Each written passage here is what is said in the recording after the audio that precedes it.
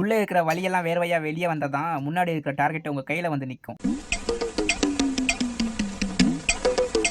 என் மூளை நல்லா தூங்குடான்னு சொல்ல, என் மனசு எந்திரிச்சு வாடான்னு சொல்ல. ஸோ ஹாய் ஹலோ வணக்கம் யங்ஸ்டர்ஸ், டே 13ல 130 கிலோமீட்டர் இன்னைக்கு ஃபினிஷ் பண்ண போறேன். நம்ம மிரருக்கு ஒரு குட் மார்னிங் சொல்லிட்டு அப்படியே சத்தமே இல்லாம டோர் ஓப்பன் பண்ணி க்ளோஸ் பண்ணிட்டு கக்க போறதுக்கு செப்பலை போட்டு வெளியே வரேன். நோய் என்ன நீ பைத்தியக்காரனவே நினைச்சிருக்கிறல்ல நீ.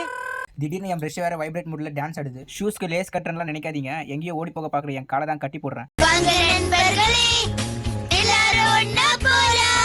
முயற்சி திருவினையாக்கும், முயன்றால் சாதிக்க முடியும்.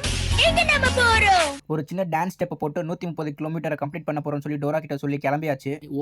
ஓடிட்டே இருக்க, இன்னும் நம்ம கம்ப்ளீட் பண்ற ஸ்டேஜ் வரலன்னு சொல்லி நான் புலம்பிட்டு ஓடுறேன். டே 1ல ஆரம்பிக்கும் போது முன்னாடி இருக்கிற டிஸ்டன்ஸை பார்த்து பயந்தேன். ஆனா இன்னைக்கு டே 13ல இருந்து திரும்பி பார்க்கும்போது நான் தாண்டி வந்த வழிகள் எல்லாம் என்ன பார்த்து பயப்படுதுங்க. என்னென்ன சொல்றான் பாருங்க, கம்பி கட்டுற கதையெல்லாம் எடுத்து போடுறாங்க. ஒரு வழியா இன்னைக்கு 59 மினிட்ஸ் 54 செகண்ட்ல இந்த டேவை மாசா ஃபினிஷ் பண்ணிட்டேன். ஸோ கடைசியா ஒன்று மட்டும் சொல்றேன், ஹெல்த் இஸ் வெல்த், அதை மட்டும் சேஃபா வச்சுக்கோங்க. டே 14ல பார்ப்போம். See you, bye bye.